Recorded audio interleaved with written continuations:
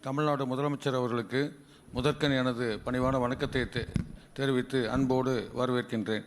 மேலும் இந்த நிகழ்ச்சியிலே காணொலி காட்சியின் வாயிலாக விருதுநகர் மாவட்டத்திலிருந்து பங்கேற்றுள்ள மாண்புமிகு வருவாய் மற்றும் பேரிடர் மேலாண்மைத்துறை அமைச்சர் அவர்களையும், மாண்புமிகு நிதி மற்றும் சுற்றுச்சூழல் காலநிலை மாற்றத்துறை அமைச்சர் அவர்களையும், மாண்புமிகு தமிழ் வளர்ச்சி மற்றும் செய்தித்துறை அமைச்சர் அவர்களையும், மாண்புமிகு பொதுப்பணி மற்றும் நெடுஞ்சாலைகள் துறை அமைச்சர் அவர்களையும், மரியாதைக்குரிய தலைமை செயலர் அவர்களையும், அருங்காட்சியகத் துறை இயக்குநர் உள்ளிட்ட அலுவலர்களையும் துறையின் சார்பில் அன்போடு வரவேற்கின்றேன்.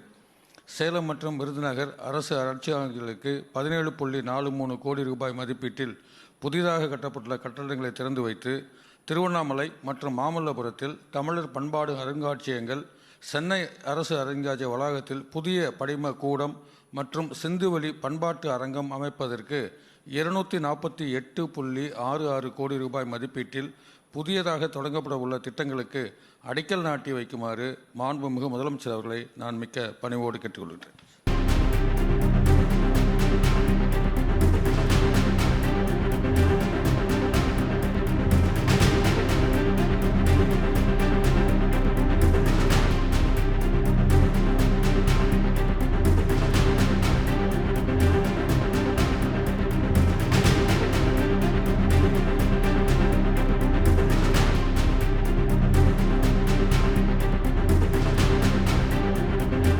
தமிழ்நாடு முதலமைச்சர் அவர்களுக்கு எனது பணிவான வணக்கம்.